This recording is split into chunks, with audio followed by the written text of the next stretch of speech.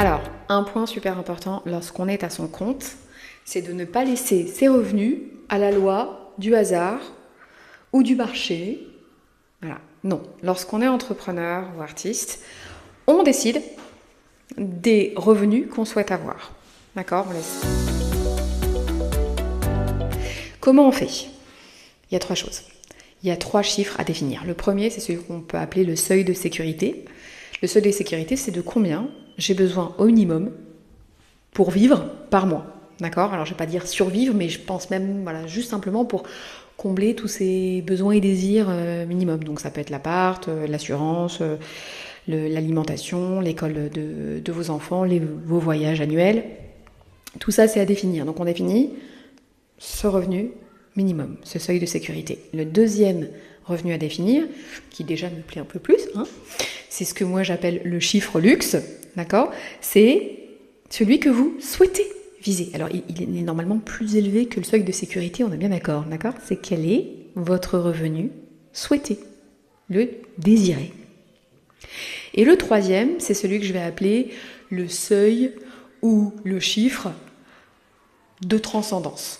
D'accord ? Et ça, c'est dans votre vision idéale. D'accord ?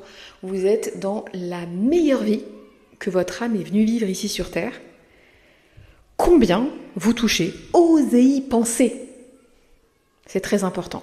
Et combien vous touchez pour très bien gagner votre vie, avoir ce qu'il vous faut, mais surtout aussi, parce que c'est ça, la transcendance, partagez. Partagez. Laissez votre trace, partagez. Aidez le monde. Laissez un monde meilleur. D'accord ? Donc ça peut être, je sais pas, faire construire une école de peinture pour je ne sais qui dans tel pays. D'accord ? Après, vous pouvez décider si vous voulez targeter votre seuil de sécurité, votre chiffre luxe ou votre seuil de transcendance. À vous de voir.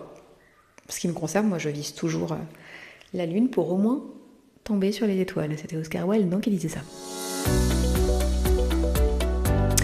Et une fois que vous faites ça, donc on part de l'intérieur pour s'intéresser à l'extérieur, vous placez ça au niveau de votre entreprise, d'accord ? Donc là, ça vous donne, donc vous êtes parti de votre revenu, ça vous donne un CA estimé de votre entreprise, vu que normalement vous allez vous verser de l'argent d'une manière ou d'une autre, et à partir de là, vous allez pouvoir déceler votre stratégie, définir une offre.